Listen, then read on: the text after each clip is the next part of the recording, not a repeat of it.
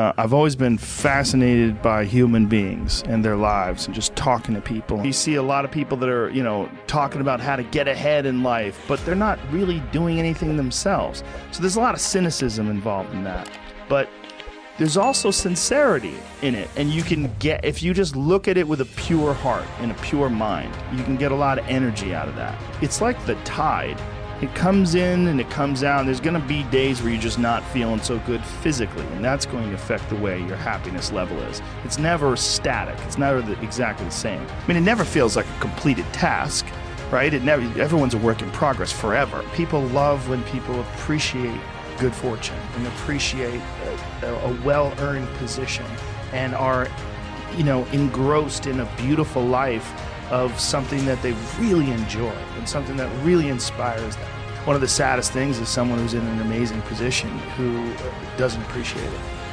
And that drives other people crazy too. There's certain guys that are just bulletproof. They just look at you and they know what to do.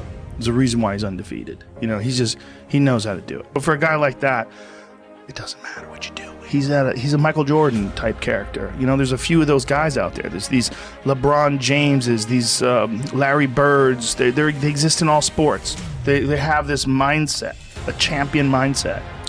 Just champions. You look at them, it doesn't matter. They know what they're doing. They've done the work. They're the best in the business. You can mean mug them and get aggressive. They might smile at you. They might, this is cute. You're trying to make me nervous. Hilarious. See you tomorrow. There's certain guys that just, it doesn't matter. You can't get in there. There's certain champions, like real champions. Potential education that you would get from that situation. The bad feeling that you get when someone scores on you is motivation for you to be better at defense. Whether it's someone who becomes really good at playing chess or someone who's really good at martial arts or whatever it is, there's a great feeling in these overcoming these difficult things. It makes me want to work harder. And in that sense, as long as someone's not doing anything bad, as long as someone's not victimizing someone, what they're doing is they're showing you that it's possible to do better than you're doing. Yeah. And that's good. Participating in things that are going to test you is so critical. Giving them this opportunity to realize that there's a line between success and failure, and that you could push through that line. You could become successful at something. My concentrating on people that suck or being jealous about people that are doing well does me zero good. But instead, if someone does well, I can be inspired and I can get fired up by it. But if you only concentrate on the things you care about that mean something to you and learn how to do that, you're learning how to avoid the little road bumps and the ditches on the side of the road. There's no positive benefit in underestimating someone. It's a martial arts thing. Because in martial arts, you can't be jealous of someone else's ability. You have to realize you might have to fight them someday. So by realizing that they're really good, you're forced to be objective about it. And you have to go to work. Wondering why other people's success or wondering why other people are successful is the refuge of losers. It's so deep-seated in us. And it can cause so many unnecessary conflicts for no reason. It's so escapable too.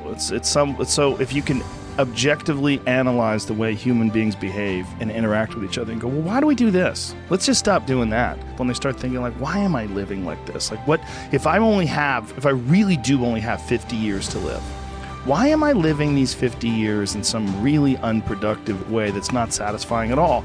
Because I just want a bigger house? What is it? Do I want a faster car? What's the end goal, too? What are you trying to accomplish with your life, with your existence, with your time? And if you're just about acquiring wealth and money, some people are, they're going to be very deeply unhappy. And it's going to be this weird game of acquiring influence and power till you just have this insurmountable mound of money that you live on top of, right?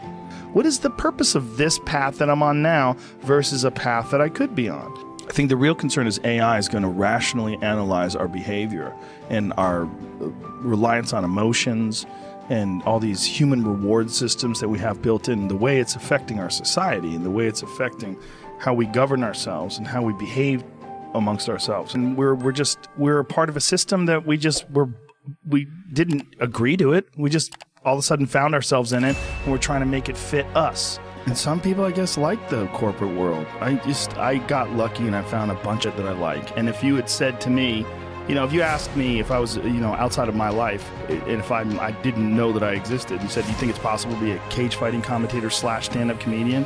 I'd be like, no. Right. They don't go together. These unconventional paths, they brought me something that I wasn't getting from regular life. It was a feeling that I was completely unused to in the 14 previous years of my life. All of a sudden, there was this feeling that I was unusual, I was unique, I was special.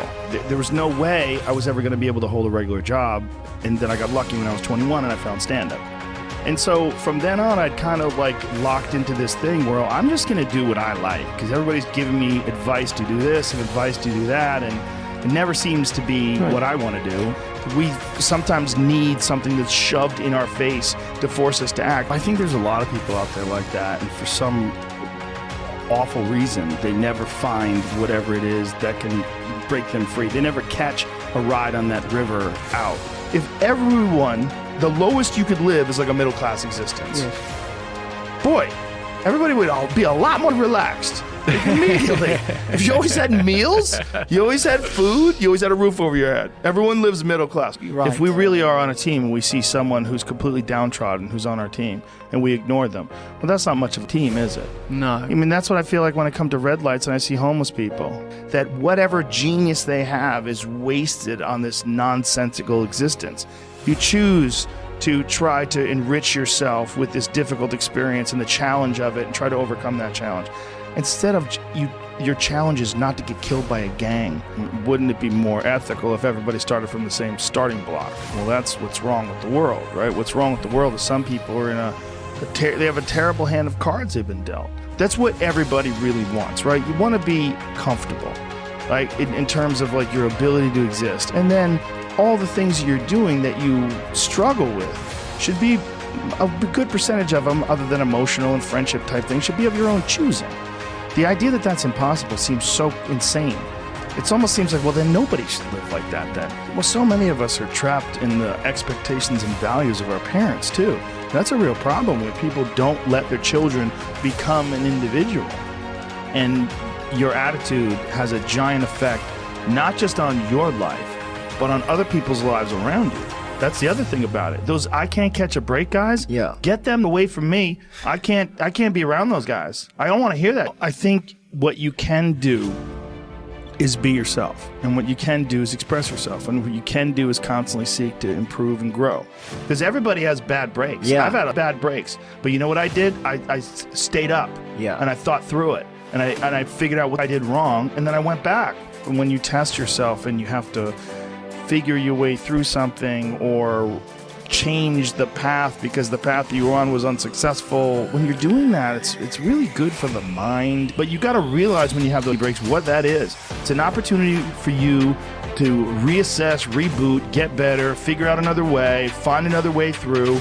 It's just little challenges, with life experience and developing confidence and understanding of who you are and why you had those feelings and why you were insecure and why you had so much self-doubt.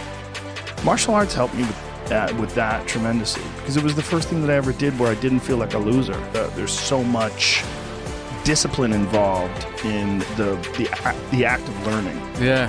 And so much reverence and respect for people who know more than me, and appreciation. So that helped me with pretty much everything I ever wanted to learn. I just would listen very intently. I don't think, maybe I could figure it out better. I'm very good at listening to people that are good at things.